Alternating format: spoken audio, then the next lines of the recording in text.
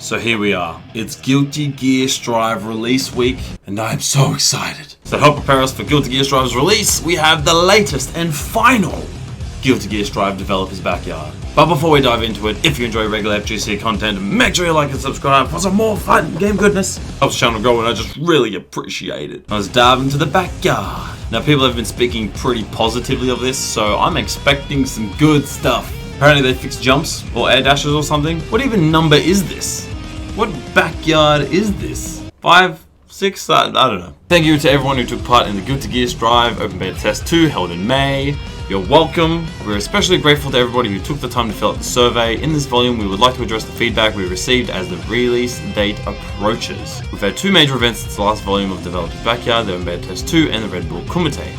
During the Kumite, we revealed information about player match mode and mission mode. First, we'd like to provide some additional information here. To explain player match mode simply, it lets you create rooms to play matches where you can freely change the match regulations. So, like general private lobbies. Up to 9 players can enter a room, so you can have up to 8 players join in on a tournament with one organizer, I'm guessing as a spectator, blah blah blah. There is also an online training mode where you can practice with a friend without worrying about time limits. This opens up more options than the standard online mode. Pretty sure we spoke about this in a previous video, but online training mode is the gold standard now, it's great. So now talking about mission mode, we aim to show new players that it is possible to enjoy fighting games without knowing about the battle mechanics by opting not to include explanations of the mechanics in the tutorial mode and by reworking the matching system. However, we would recommend players who want to improve and get stronger to play mission mode. There are over 120 missions total between explanations of mechanics, techniques, combos, and counter strategies for individual characters. Oh damn, that's a lot of missions. It's cool that they go into that much depth though. Like, I feel like 120 missions is a good amount to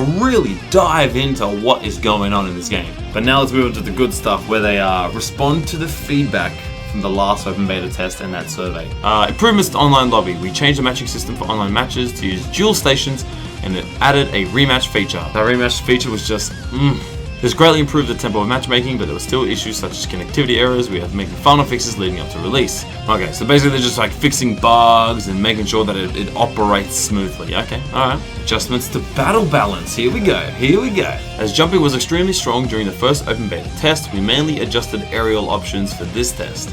It was our first time attempting to implement such extreme balance changes such as decreasing the movement arc of jumps and adding landing recovery before release. We were able to get extremely useful data thanks to this paired with that from the first test. After considering a variety of factors such as the game concept, battle balance, and how fun it is to play as an action game, we are still making final adjustments in the direction of increasing movement arcs while retaining the landing recovery on aerial attacks and double jumps. So they kind of gathered that we felt that the aerial mobility was a bit neutered in comparison to the first beta, so it's good, they're fixing it, they're listening.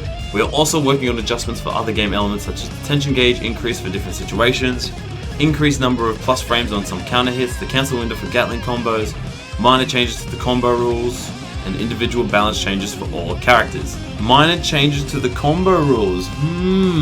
Do I detect the Gatling system return? Because I feel like that's my only real issue with the game. It doesn't feel like I can just run in and just like press buttons together and do cool shit.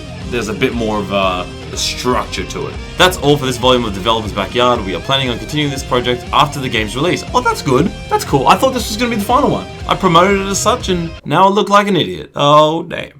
As a result of our busy schedules, we feel recent Developers Backyard volumes have been a little one-sided. We were able to share our developmental intent and our future plans, but we're hoping to put more of an emphasis on creating a dialogue between us and the players moving forward. Once again, Arcsys coming in clutch, setting the standard for communication between the devs and the players. It's just great to see. I love it. Oh, here we go. Volume 6. It was Volume 6 this whole time. What did I say? 4 or 5? What an idiot. And then they say that just before release, we have a Guilty Gear Strive Early Access Showcase planned on June 6th. Well, I recorded this really late, so here we go. And in this early access thing, they show us this dope-ass movie with Eno being cool as fuck. And then we get this, a season pass DLC schedule. So next month, we're getting a brand new character. And then the month after that, we're getting a returning character, which I'm hearing is Elfelt, but I'm hoping it's Venom. I don't think it's going to be Venom. I really want it to be, but I feel like I'm going to be disappointed again. And then after that, we're getting characters 3, 4, and 5, some battle stages, another story. It looks like we have a lot to look forward to. The game is looking good.